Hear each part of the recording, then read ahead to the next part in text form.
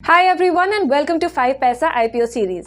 इस वीडियो में हम बात करने वाले हैं अक्टूबर 2022 के पहले आईपीओ के बारे में, जो है electronic smart India limited. Video के थ्रू हम आपको बताएंगे कंपनी की strengths, weaknesses, overview and of course IPO details के बारे में। तो अगर आपको इस आईपीओ से जुड़ी सारी जानकारी चाहिए तो प्लीज वीडियो को एंड तक देखें। And yes, please like, share and subscribe to the 5 paisa YouTube channel to stay updated with the latest IPO and of course stock market news. सबसे पहले गाइस देखते हैं आईपीओ सिनॉप्सिस। इस आईपीओ का issue open होगा 4 October 2022 पर and close होगा on 7 October 2022। ये एक फ्रेश इशू है इक्विटी शेयर्स का वर्थ ₹500 करोड़। इसका लॉट साइज है 254 शेयर्स और प्राइस बैंड सेट हुआ है फ्रॉम ₹56 टू ₹59 पर शेयर। शेयर्स अलॉट होंगे ऑन 12 अक्टूबर और आईपीओ लिस्टिंग डेट है 17 अक्टूबर की। इशू के बुक रनिंग लीड मैनेजर्स हैं IIFL securities limited, Anand Rathi advisors limited and JM financial limited. Promoters हैं पवन कुमार बजाज एंड करण बजाज। इशू के ऑब्जेक्टिव्स के बारे में बात करते हैं। ₹133.87 करोड़ यूज होंगे कंपनी के कैपिटल एक्सपेंडिचर्स एक्सपेंशन और नए स्टोर्स और वेयर हाउसेस की ओपनिंग के लिए। ₹200 करोड़ यूज होंगे for incremental working capital requirements और ₹50 करोड़ यूज होंगे डेट्स को रीपे और प्रीपे करने के लिए। गाइस, अब कंपनी की फंक्शनिंग में एक डीप डाइव करते हैं। Electronic smart India limited launch हुआ था हैदराबाद में 1980 में। ये कंपनी इंडिया की 4th largest consumer durable and electronics retailer है FY 2020 में in terms of revenue. Company की मेन कंसंट्रेशन तेलंगाना और आंध्र प्रदेश में है। कंपनी का रेवेन्यू ग्रो हुआ है at a CAGR of 25.60% from FY 15 to FY 20। Electronic smart India limited wide variety of products offer करती है। स्मॉल अप्लायंसेस की बात करें तो कंपनी मोबाइल्स रिटेल करती है और लार्ज अप्लायंसेस की कैटेगरी में company TVs, air conditioners, washing machines and refrigerators भी रिटेल करती है। Company IT and other products भी ऑफर करती है। बिजनेस एक्टिविटीज की बात करें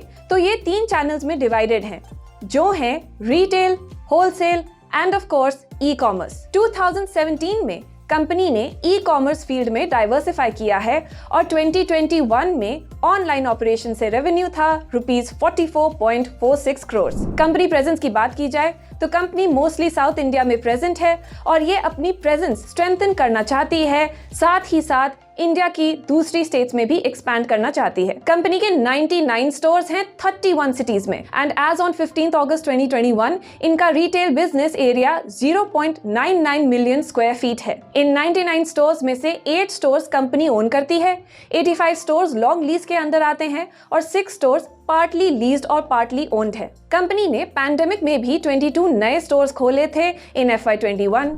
Let's talk about the financials. The revenue from operations increased to ₹4,349.3 crore in FY 22 from ₹3,201.88 crore in FY 21 and ₹3,172.5 crore in FY 20. The PAT increased to ₹103.8 crore in FY 22 from ₹58.62 crore and ₹81.60 crore in FY 21 and FY 20.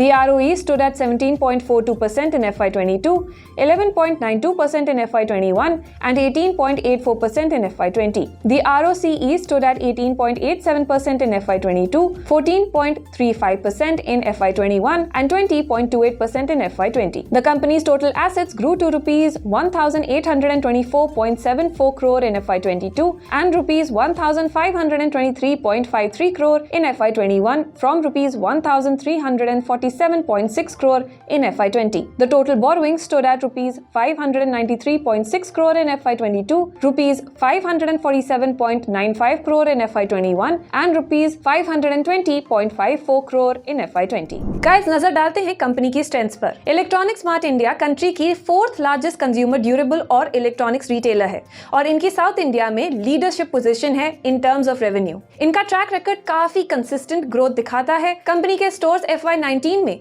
53 थे, जो बढ़ के FY 21 में 99 हो गए हैं। Expand करने के लिए ये एक क्लस्टर बेस्ड अप्रोच यूज करते हैं, जिसके थ्रू ये geographical reach and market presence increase करते हैं। जैसा कि हमने पहले बताया, कंपनी काफी वेरिड प्रोडक्ट्स ऑफर करती है। कंपनी के पास 7 वेयर हाउसेज हैं जो स्ट्रेटेजिकली मैनेज्ड हैं। गाइस, अब जहां हमने स्ट्रेंथ्स की बात की है तो हमें रिस्क्स भी डिस्कस करनी चाहिए। कंपनी एक्सटर्नल सोर्सेज पे डिपेंडेंट है अपने प्रोडक्ट्स के लिए और सप्लाई में डिसरप्शन इनके बिजनेस ऑपरेशंस को हार्म कर सकता है। कंपनी रेवेन्यू के लिए कुछ ब्रांड्स पर डिपेंडेंट है और अगर इन ब्रांड्स ने प्रोडक्ट्स का सप्लाई कम कर दिया तो ये कंपनी की प्रॉफिटेबिलिटी को अफेक्ट करेगा। इनकी इंडस्ट्री देखी जाए तो काफी कंपेटिटिव है और नई जियोग्राफीज में एक्सपैंड करने से कंपनी को कुछ लॉसेस भी हो सकते हैं। Guys, thank you so much for watching this video. अगर आप इस IPO के लिए अप्लाई करने वाले हैं तो हमें कमेंट सेक्शन में जरूर बताएं। मैं मिलूंगी आपको इस सीरीज के अगले वीडियो में। See you then. Successful IPO applicants can avail cashback of brokerage on all trades in stock for the next 15 days after listing.